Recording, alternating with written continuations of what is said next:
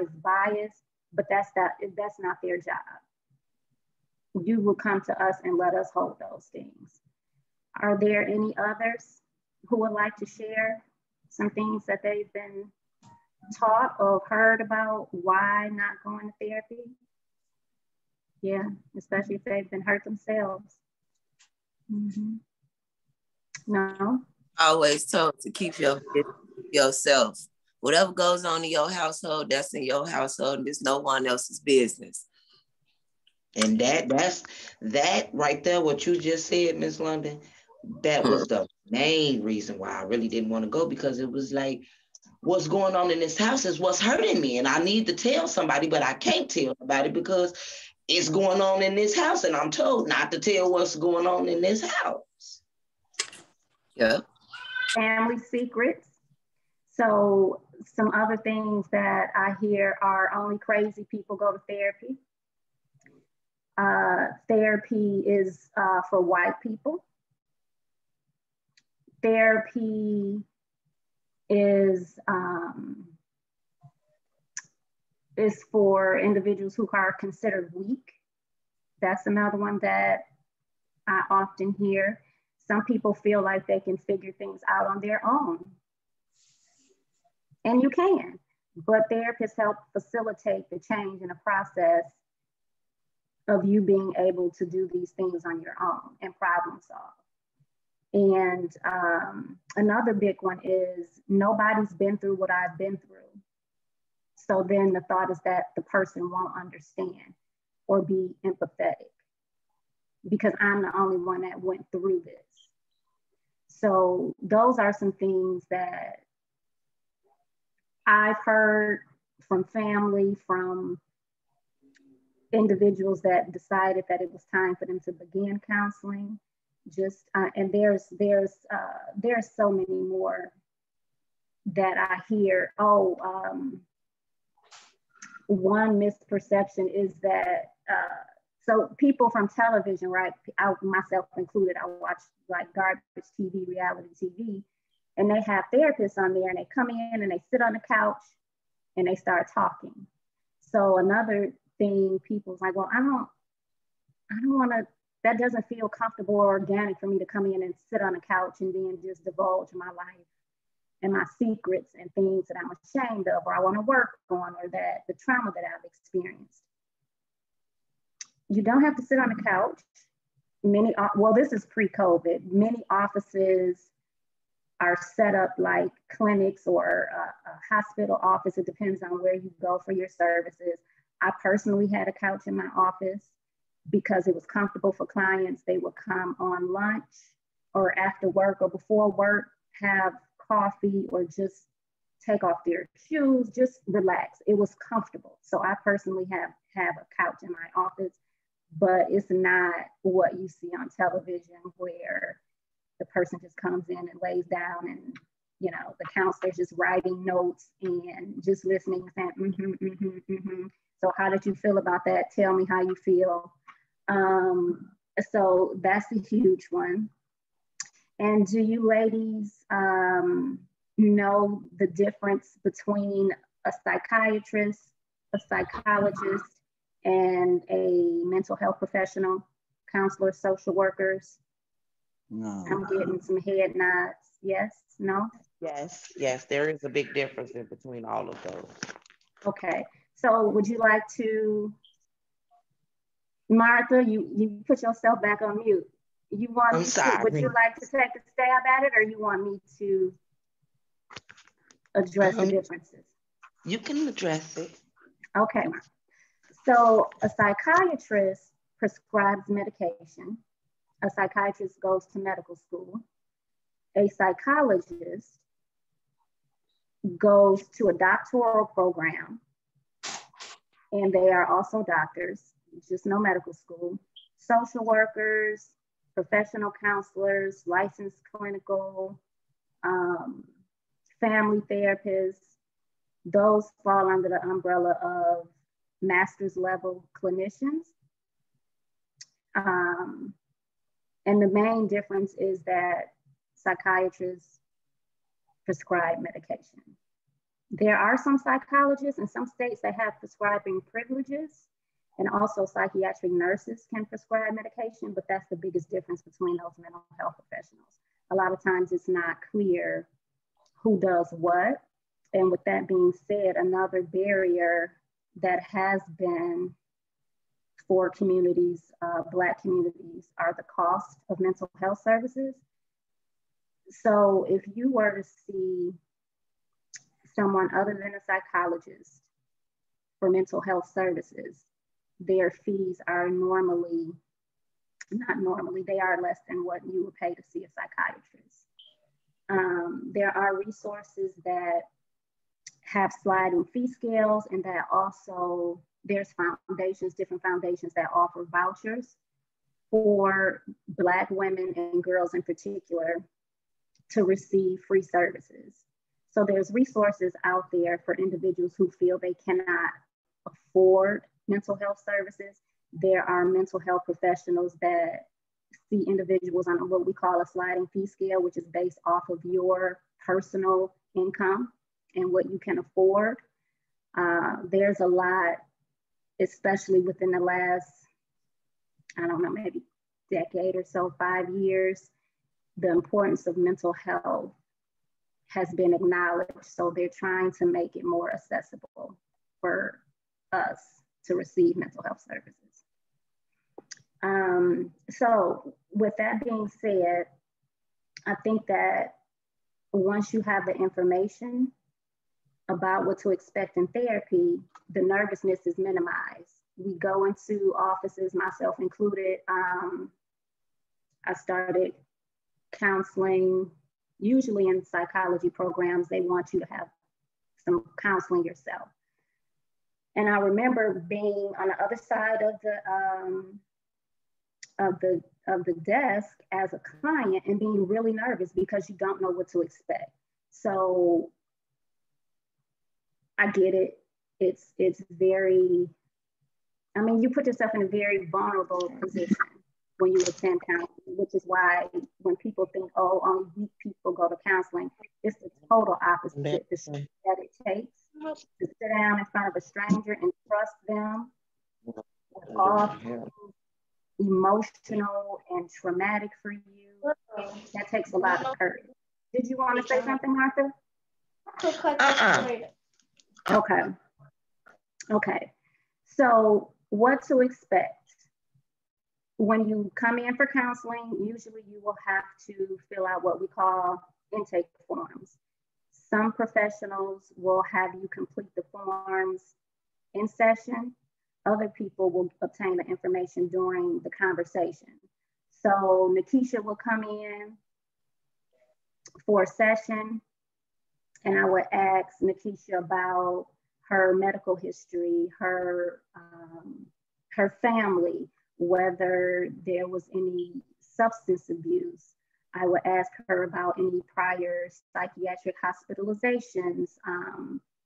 Is she married or single or partnered? How does she identify?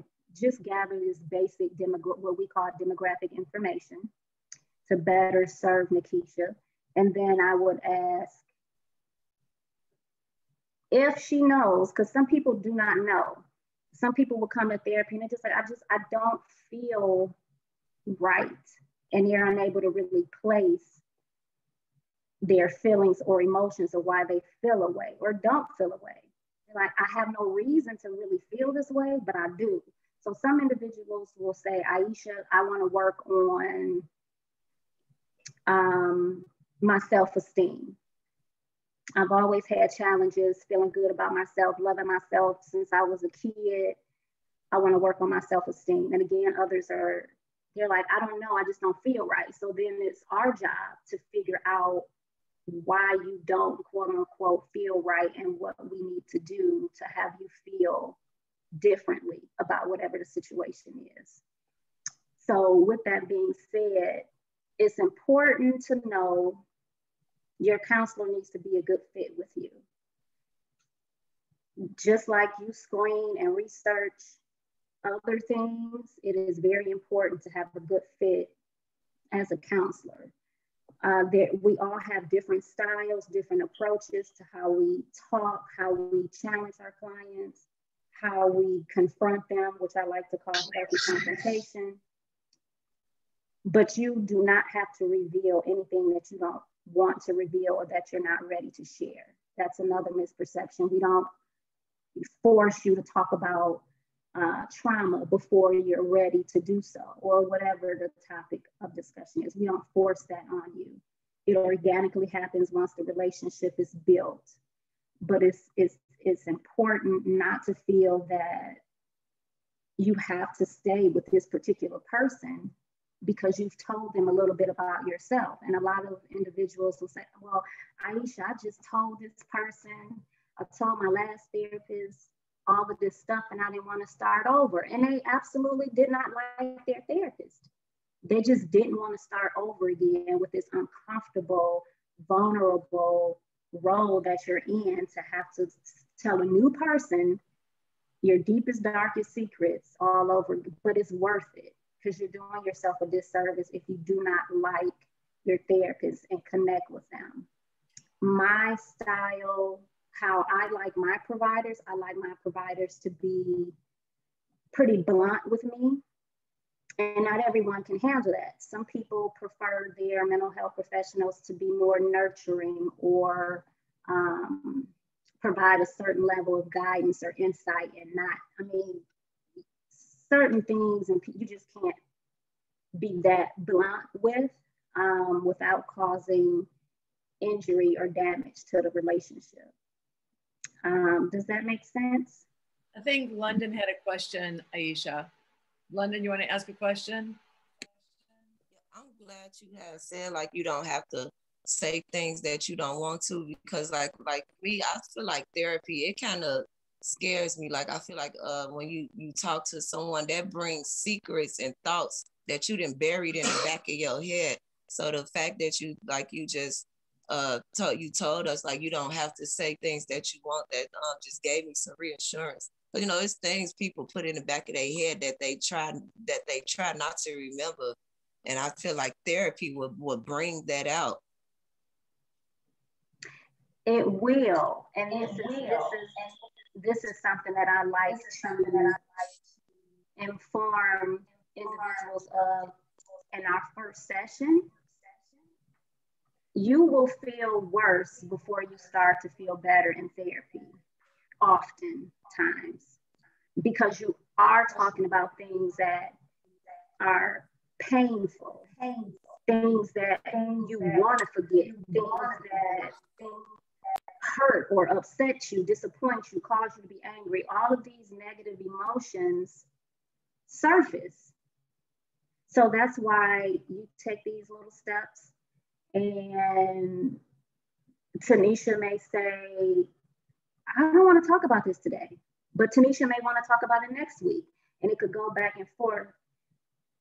But again, you're not forced to talk about anything, but that's something about therapy that individuals, it's important to really understand. You will feel worse before you feel better. But sometimes it's also a release. Sure. You held all of I think too.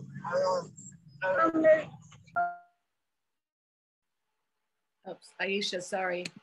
Better unmute yourself. I muted you accidentally, Ieisha. Sorry about that. Ieisha, did you have that? So sorry. No worries. So yeah, I'm not sure where, you guys left off with what I was saying, but it's really important to be able to understand that you will feel worse before you feel better.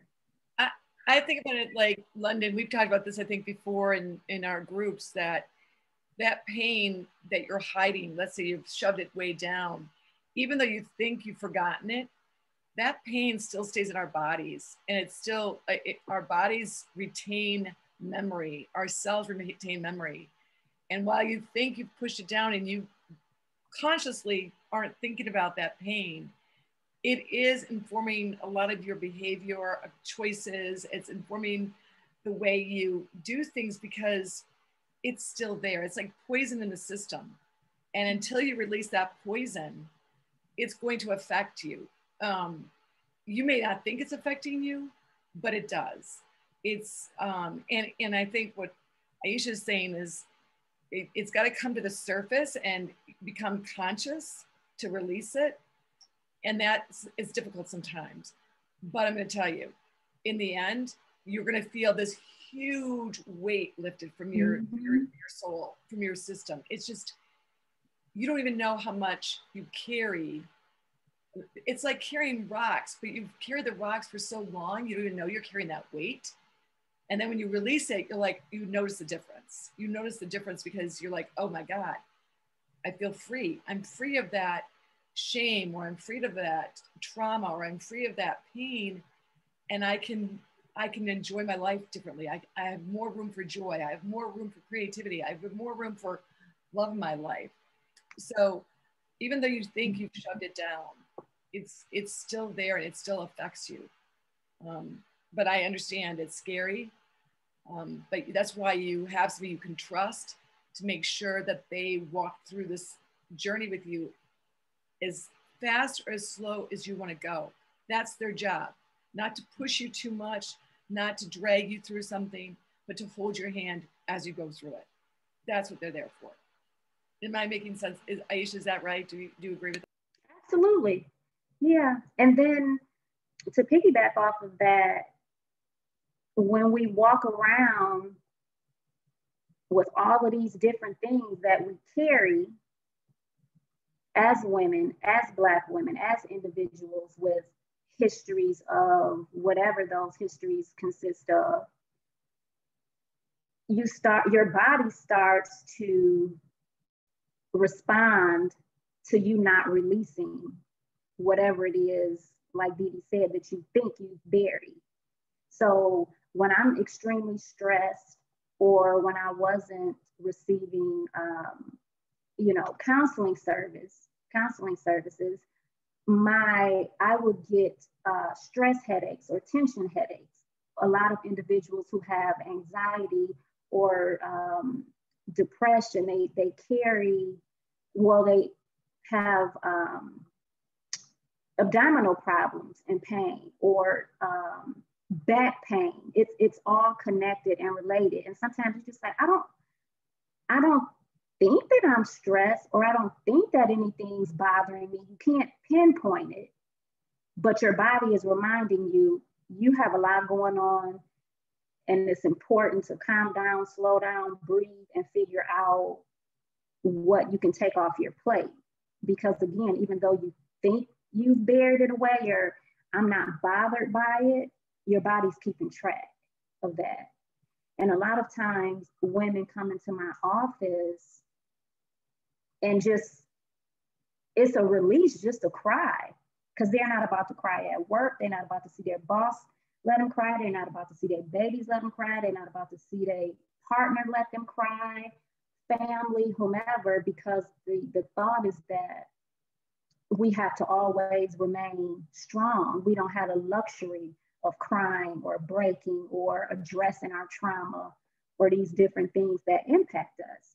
So just having that space and that freedom to be human and show emotion and cry when we need to, or holler or raise our voice or vent or talk about the fact that the kid is getting on my nerves, my partner, I'm ready to strangle them, whatever the case is. These are things that come up, and we talk about it and address it with no judgment, and we work through it.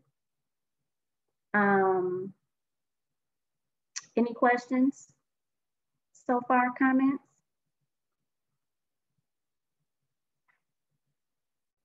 Okay. And there's a thought that I don't want to be in therapy for like ever. Some people are in therapy for years. Like, I don't have time for that. And there are instances where therapy is long-term. You figure if you've had decades of unhealthy patterns or dysfunction in a family, it's going to take a long time to have new healthy behaviors, considering this is how you've been operating since you were a child. Or there are what we call brief solution focused therapy. So individuals come in for a short period of time, they may be going through a divorce or a breakup, some co-parenting issues, and they just want support for this particular reason, and it's for a short amount of time typically, so some months or so.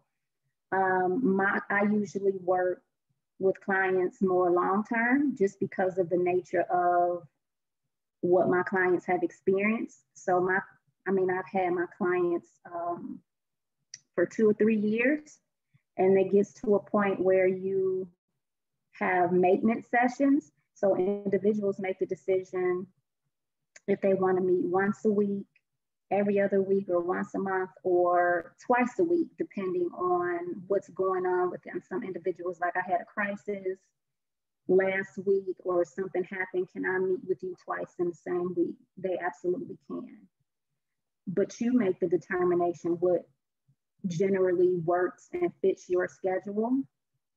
It's definitely a commitment. You're only going to get out of counseling what you put in. We do not read minds. It's a disservice to not share with us what's going on with you in certain things, because a lot of clients before they still are not, some clients are still not convinced that we won't judge, or they may not want to, in their mind, disappoint us. So there are some things that they keep to themselves, which again is doing a disservice to our therapeutic relationship. There's no judgment, and there really should not be anything that you are not comfortable sharing with your therapist. So that's another thing to consider when you're looking for a therapist. All therapists are not created equal, as with any profession. So if you do feel judged, or like the therapist does not understand where you're coming from or value your perspective or your decisions about certain things, I encourage individuals to make that call if they're comfortable enough confronting the therapist and saying, hey, I like the work that we do. However, could you do a little more of this, or could you do a little more of that? Because again, certain things are adjustable, they're tweakable. Some clients may say, I prefer this to be seem more like a conversation, or I prefer that you tell me your thoughts straight up, no chaser, like I can take it. So it really depends on what you prefer, but this is your mental health, this is your time, you're paying for it. You should not leave any provider not feeling heard or understood, and that's with any provider. So your mental health counselor or therapist should also reflect those things. They should advocate for you if you need an advocate for you or your children within the school system, or just any setting or environment. We wear a lot of hats. So that's a message that I want you to have. Do not feel like you are stuck with a therapist that cannot empathize with you, support you, advocate for you, or relate. Do not. Because sometimes it takes people a long time to get to the point where they're like, okay, I'm ready. And then you have a bad experience, and then you no longer want to try. Don't give up. Do not give up. Try another therapist. Please, try another therapist. Do not give up. So any questions before we move on to how does an individual know that therapy is working?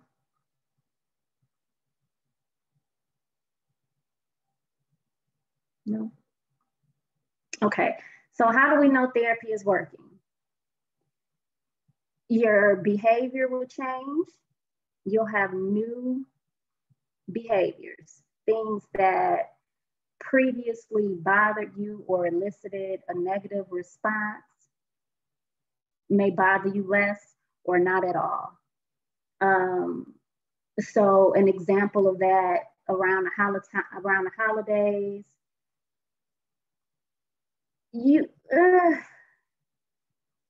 holidays, there's just certain relatives I know I only can stay 30 minutes before something jump off. So in those 30 minutes, you know that therapy's been working, you've been talking about certain things with your therapist. Well, I really don't want to go, but I feel obligated. And you and your therapist, you're talking about how to best handle the situation if you absolutely feel you must go.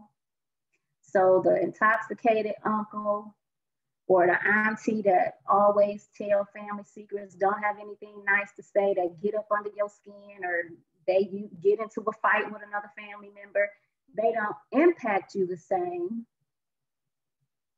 because you've changed how you view them, who you allow in your space and their energy, and you've established boundaries. So new pattern of behavior. So they're like, ooh, Ieisha don't get mad anymore. Ieisha don't leave anymore. Like, okay. So people around you start to notice that you behave differently. You move differently. What the kids say now, you unbothered. So that's one way to know that therapy is working. And then you're able to recognize patterns in your life and make different decisions. So what those patterns look like. That could be dating the same person, just in a different body, a lot of times. Different patterns of behavior or different decisions that we make that we know aren't the best decisions or the healthiest for us. We pause and we think through them and start to do things differently. And outside of, or in addition to relationships, what are some of those things? What would that look like, Dee Dee, in addition to relationships? Well, I mean, could be bad habits, that. Oh, yeah. That every time you're stressed out, you go below your week's salary, your week's, your money. You go shopping and splurge on things that you don't need because you're stressed, or every time you get into an argument with your partner, you drink heavily. It could be you do something that's harmful to yourself, other than drink, it could be you harm yourself in a negative way. There's a lot of things I think that, when we're not feeling good about our situation or about our relationships, sometimes we do negative, harmful things, financially, physically, emotionally. We might, withhold ourselves. We might, a lot of times you see a lot of patterns of people, they withdraw from people, right? They're not feeling good about something, they withdraw, they want to keep to themselves, so they cut everybody off, they cut off relationships, they cut off friendships, and they isolate. I'm sorry.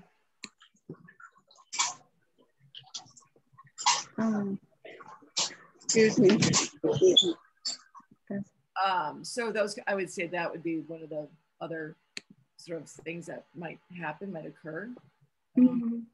Thank you for that. Yeah, those were good. I'm sure plenty of people have other ways that they respond when they're not feeling good about something, or if they're stressed out, or if they had a bad moment, bad week. Taking it out on others. So if you're an individual, something happened at work or anywhere, and you go home and take it out on the dog or the children or your partner, you'll notice those things will change. You no longer do that. And that could also be just learning how to effectively communicate. depending on the reason that you enter counseling, you'll be able to see some changes. So if someone enters counseling and say, well, I have social anxiety, so it will get to a point where you're able to be around more people and be less anxious, or go to some social outing and be able to stay longer than you normally would. So there's just measurable outcomes depending on the reason you entered therapy. There'll be measurable outcomes where you can tell, okay, I'm feeling better. I'm feeling better.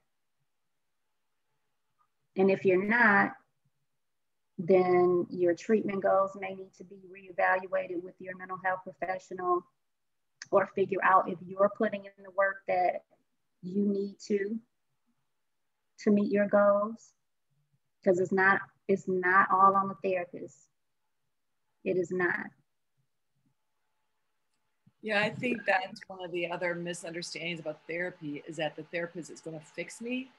Mm-hmm.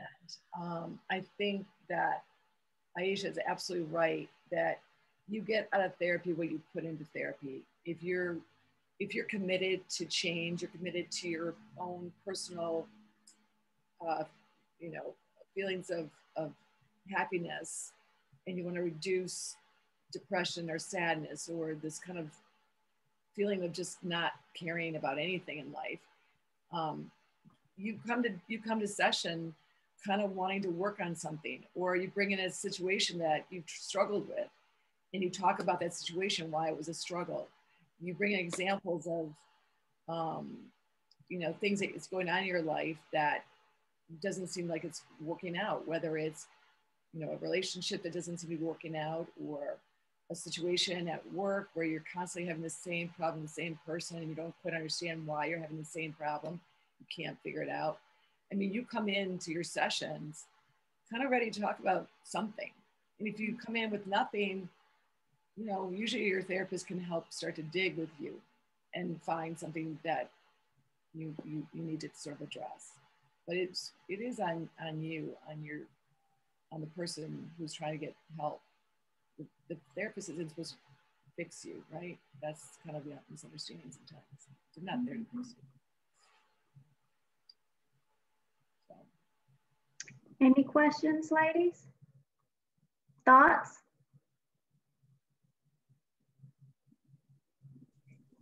I just want to say, when I want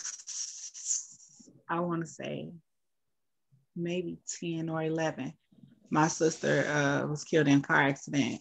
So my mom, she put me in therapy. I don't know how long after, because I don't remember changing, but she knew that I needed to talk to somebody. So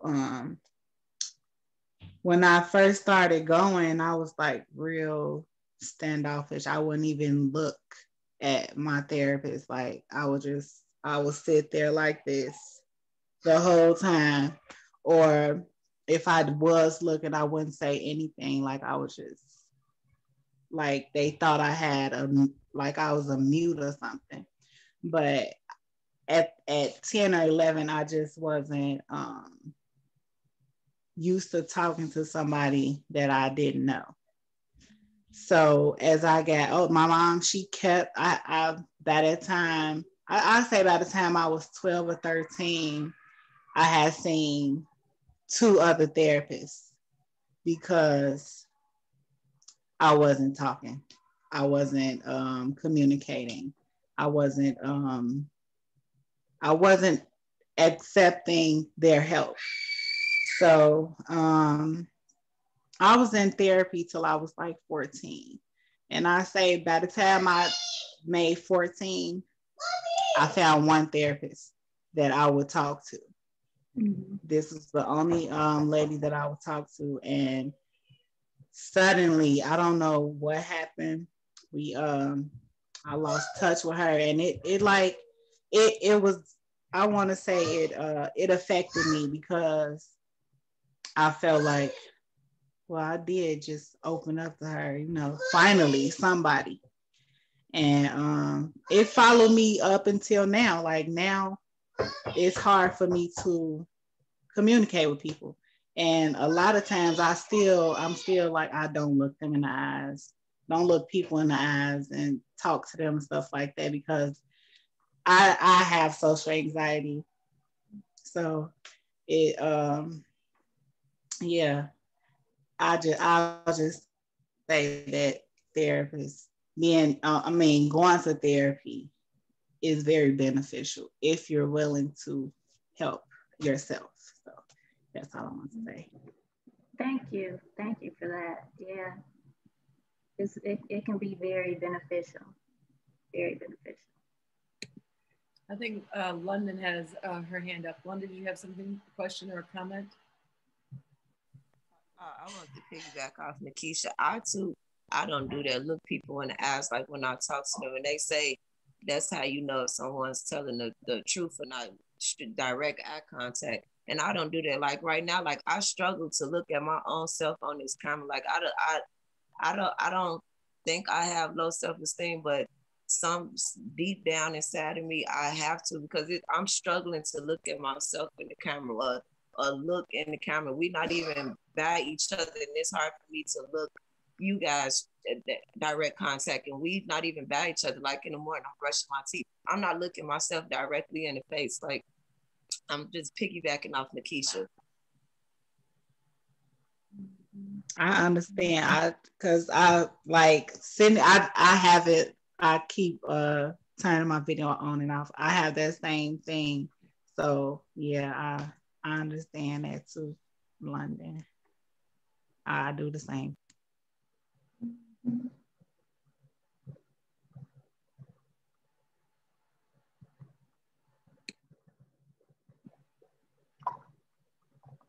Thank the both of you for being vulnerable that way.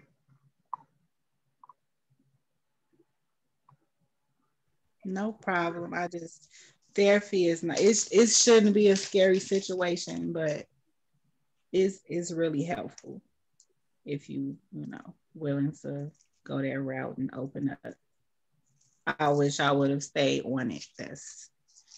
That's what I wish. I wish I would have stayed with that person, but yeah.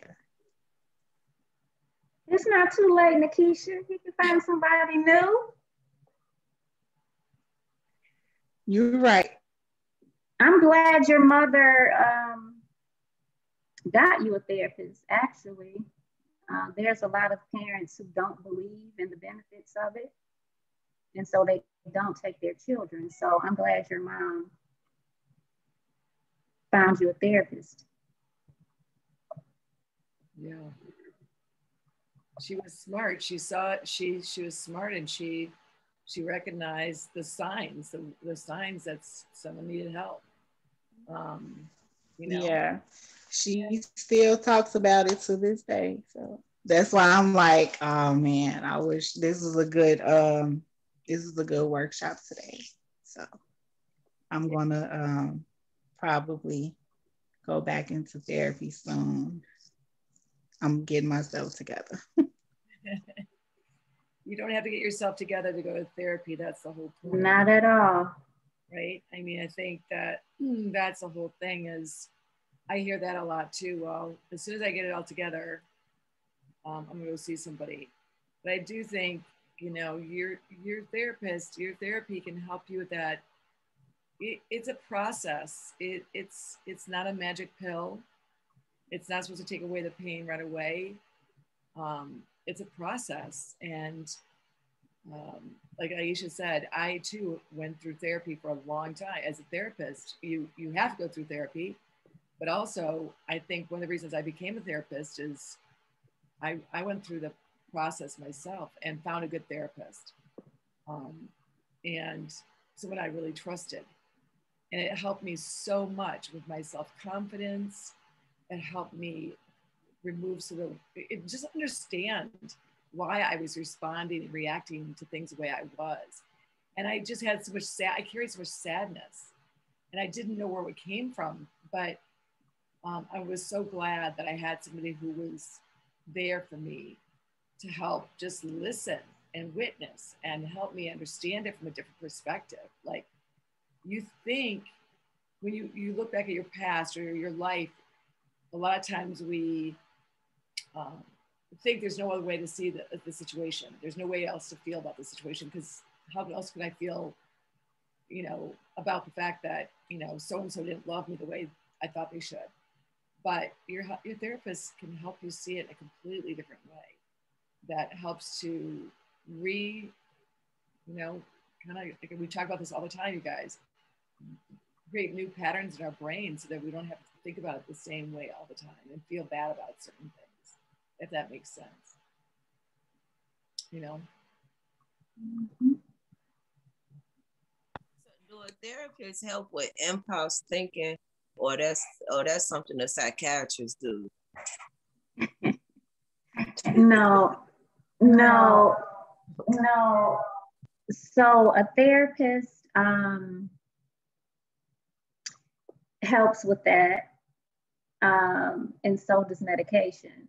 So usually, if you are on medication, your therapist would, so the medication would be considered,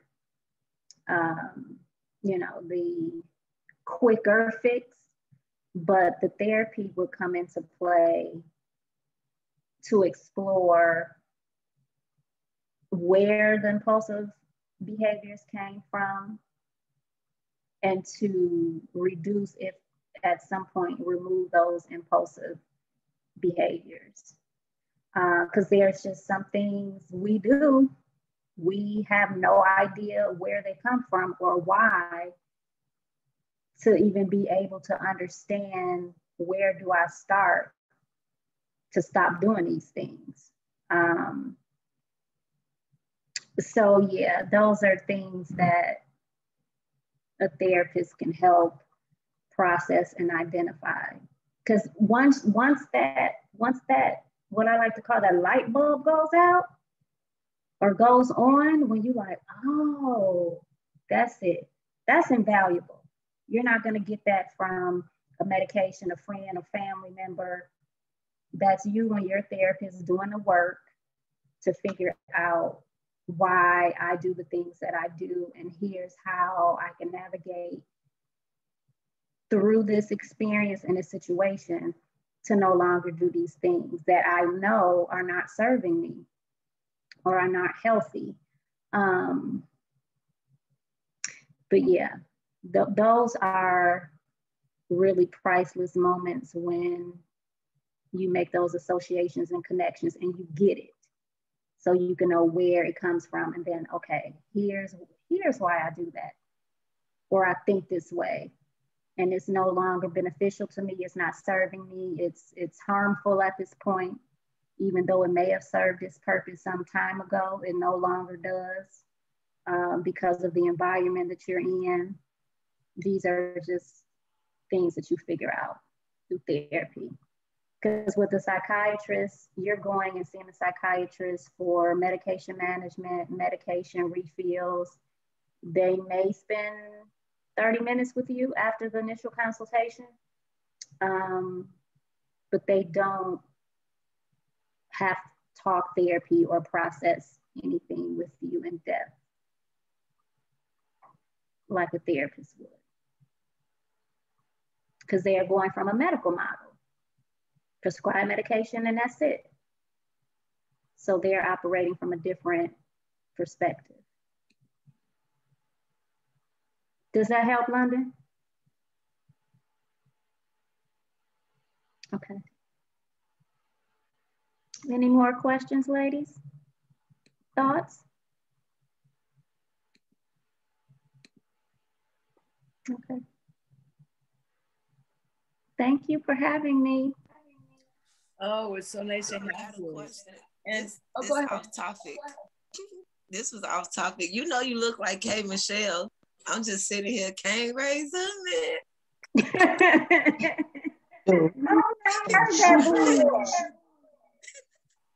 You look just like K. Michelle. Miss Perry has a question. I have a question. Okay.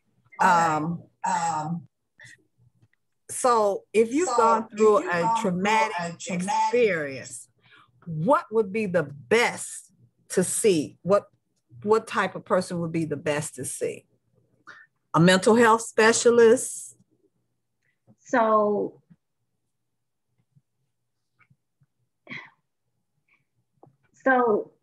to treat trauma, a mental health professional, that would be a social worker, a professional counselor, a psychologist, a mental health professional.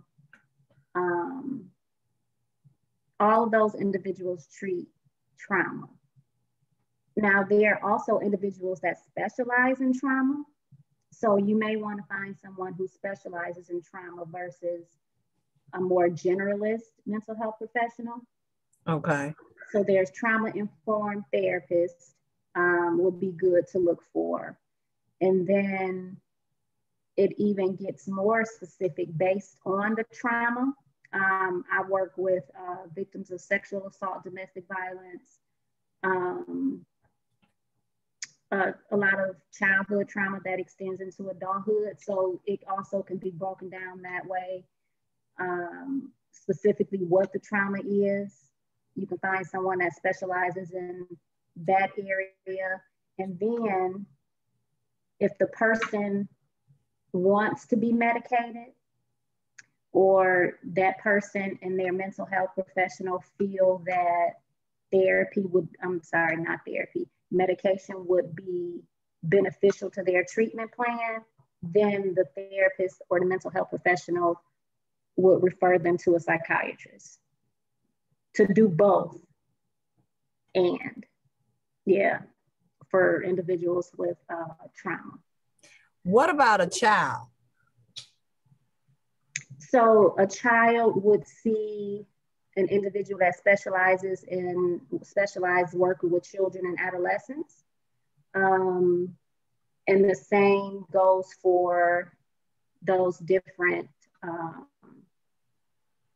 niches or specialty areas with children. But there are mental health professionals that only work with children and adolescents, just like there's mental health professionals that only work with veterans or, you know, individuals with certain diagnoses. Okay. Okay, thank you. There's also therapists that do things like music therapy.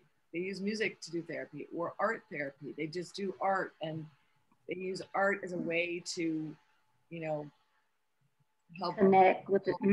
Yeah, help people. Play therapy with people. I used to work with children a lot. We did a lot of play therapy.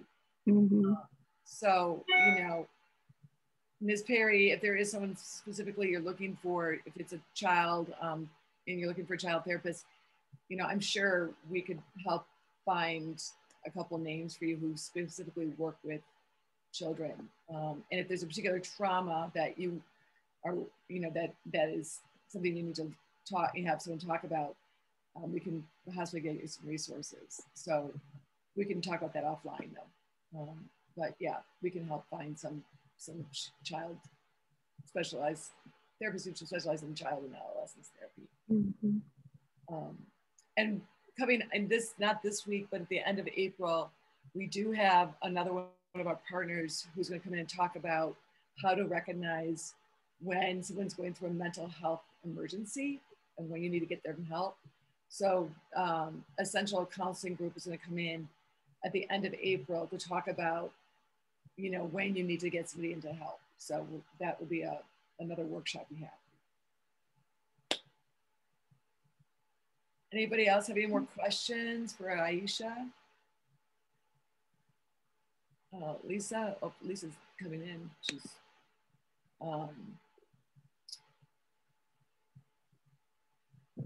anybody else have any more questions for anybody? And everybody, thank you so much for sharing your very personal stories. We really appreciate that. It helps. I mean, you know, as Ieisha said, being vulnerable, but it helps all of us,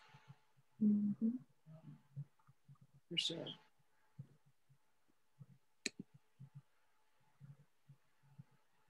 comments? Can you hear me? Yeah. Okay, I want to ask a question. Like, I had COVID, and it messed my face up on one side pretty bad, and so because I was on that machine a little bit too long, and then messed my face up pretty bad on one side. So it's healing, but it has left me with a pretty bad scar from plastic surgery I had done. So I'm trying to see now, like now I wear a mask. You know, when you go out among people, you got your mask on because of COVID.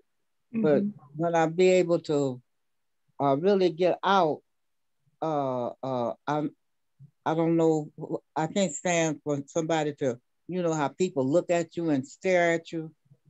And I need to see who do I need to see to give me the confidence that everything, you know, is okay, that I should be able to accept that. You know, you understand what I'm saying? You would like to know if counseling would help with that?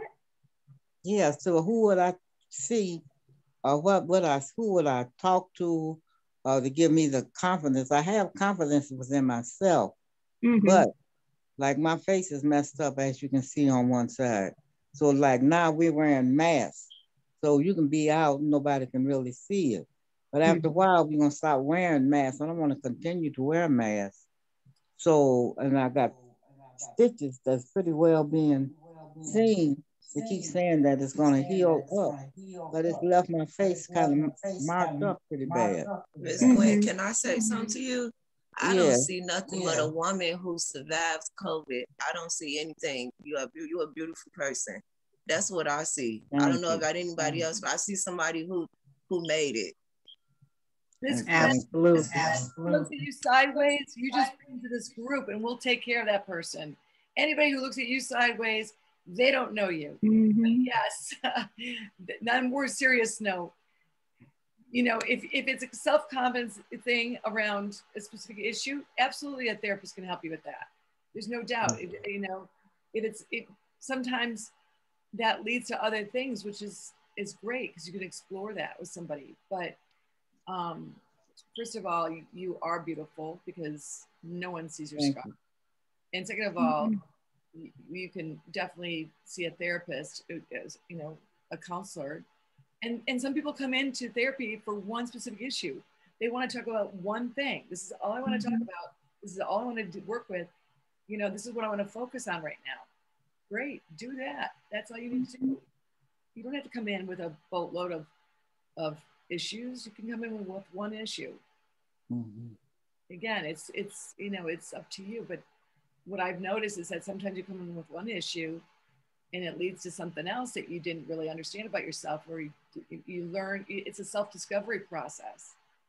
And it's a really wonderful process, because I think what ends up happening is you end up uncovering parts of yourself that you've kept hidden, and you start to unlock and start to discover the parts of you that you've always been ashamed of or you didn't like, and you start to love yourself more and more. You start to love those parts of yourself that you didn't really love before, and you become a more full and happy person because you've got more of you there. That's a long answer to your question, though, Ms. Fun. I'm sorry. Thank you. That's what I would just, you know, I have a lot of confidence, you know, I'm always cheerful and everything. But now with this scar, I'll just say, well, I keep the mask on now, but I was just, I don't know, because I look at myself in the mirror and I say, oh God, this look like a monster or something. My lip turned up and the stitches, and it's healing, but I'm seeing what I'm really going to be looking like. And I was just wondering, you know, it's just the fear, I guess. I don't know. London had a really good point. You know, that scar is like a survival scar. It says that you are such a strong woman. And it reminds you every day that you survive something so traumatic. And I can relate. I can understand that. I remember getting my scar right on my chest for my surgery, and I was so sad that I'm going to have to have a scar. But when someone told me, you know, it means that you survived, it changed the way I looked at it. But yeah, you know, you are an amazing woman, Miss Gwen, and the fact that you're here right now makes me so happy. And I don't see that scar. I see those beautiful eyes, that beautiful smile, those beautiful cheeks. And anybody who looks at you sideways, you better ask them what they're looking at. What you looking at? Mm-hmm. And we all can benefit at times when people remind us of who and what we are. Because see, we can forget. Sometimes we forget. So it's helpful to be reminded of who and what we are by the community and our loved ones and our friends. And that's what the individuals are doing for you today. Yeah. But we sometimes need to be reminded because we forget. Can I say something? Yes, Tina. Hey, Miss Tina. Hi, everyone. How y'all doing? Just to piggyback on lady, what was her name? Miss Gwen. Miss Glenn. I see a beautiful woman that has bones, face feature. It's like God has the last word. No one else around you or by you or anything have anything to say. They can't judge you because they're not judging themselves. So that's how you have to think like that.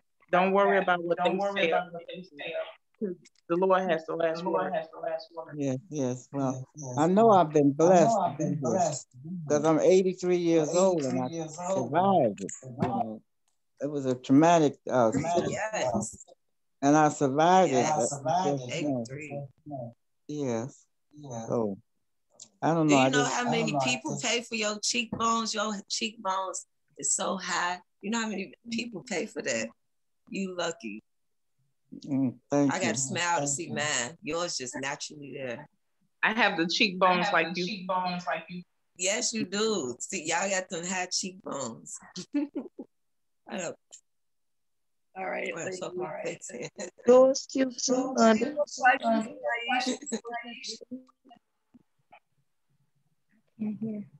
Questions for her? Yeah, thank you so much. I don't know. I just was sitting here thinking and I had to say something. All this positivity going on. I love this moment right now. It's positivity. Yeah, exactly. Miss Perry, did you have a comment you wanted to make? Miss Perry, did you hear me? Yeah, I can hear you. Just sitting here looking at her. Oh. That's my mother's face. Oh my gosh. Wow.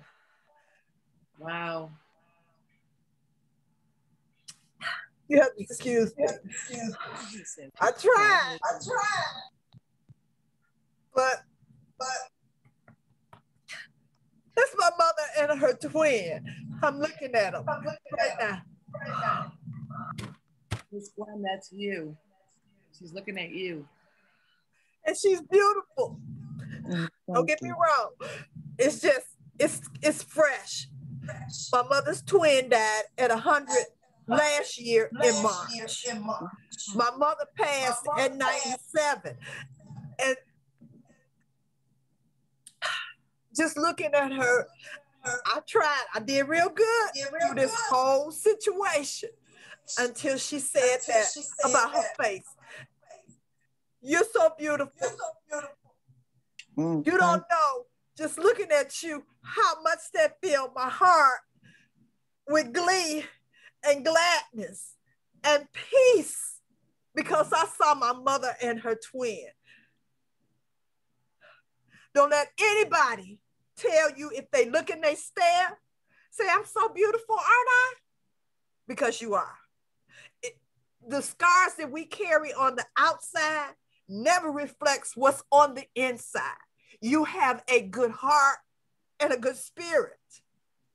That's what's going to shine through. Those scars will not matter.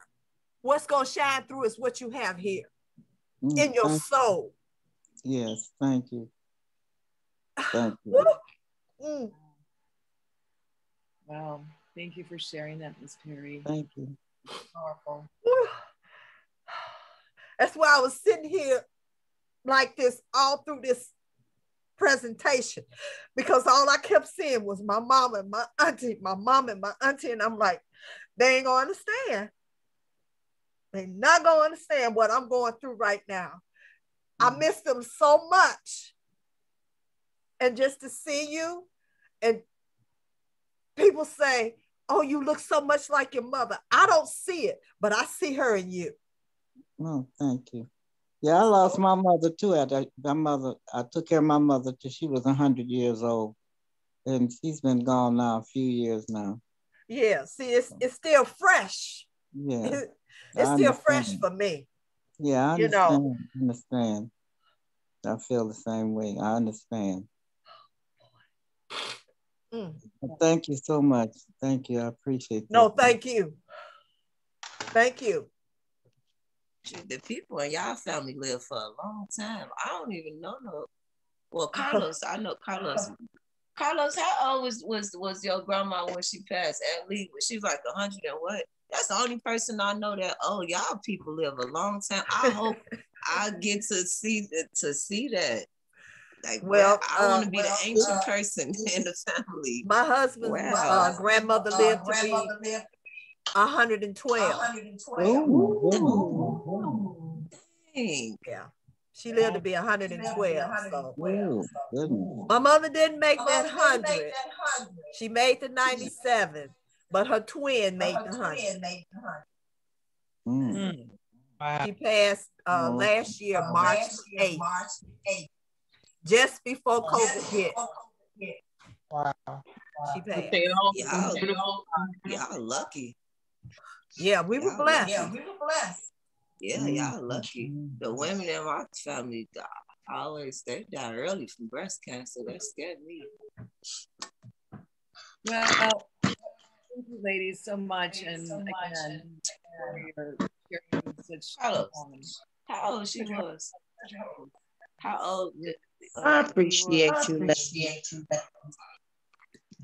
The talks, it helps me a lot. Do you have something you want to say, Martha? Yeah, I said I appreciate you ladies. Listening to everything we talk about meetings, it really helps me a lot. Yeah. So I thank you all for being my extra ear. And Miss McKinney, I see, is that Miss Arnett that joined us late? Yeah. Another is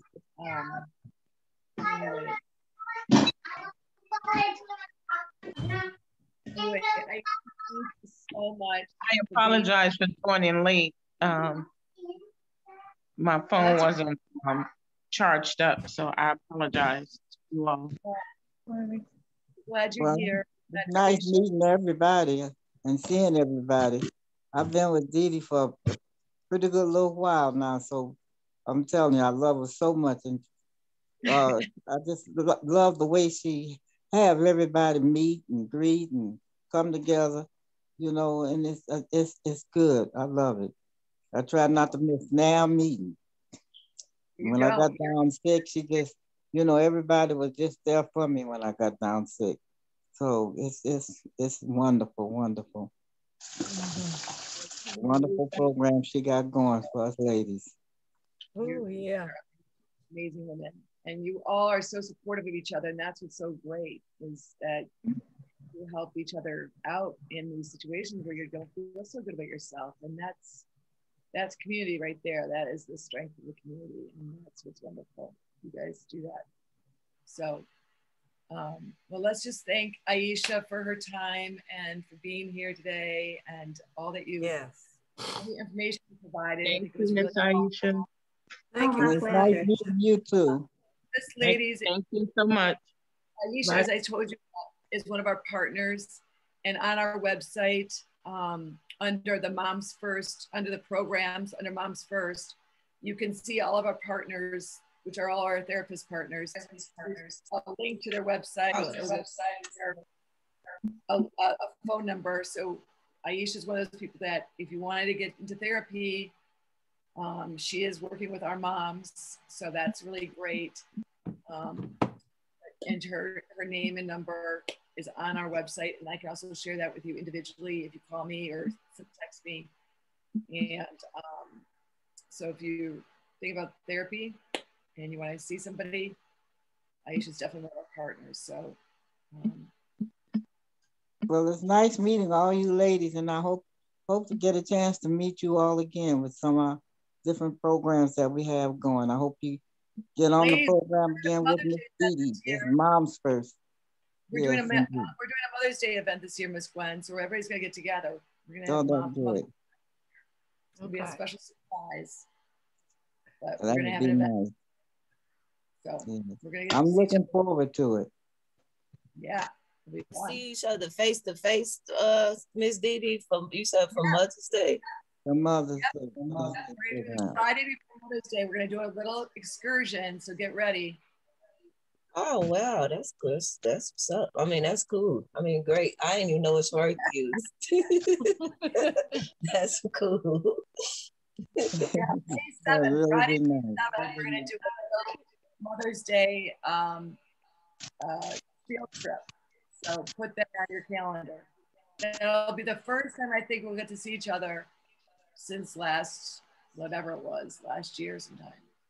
So that's, just put that on your calendars. Friday, May 7th, and we're gonna do a Mother's Day field trip. Friday, May 7th. Yes. Make sure your hair is ready to go. Make sure you got your right little outfit on. Miss Gwen, gonna have your earrings on.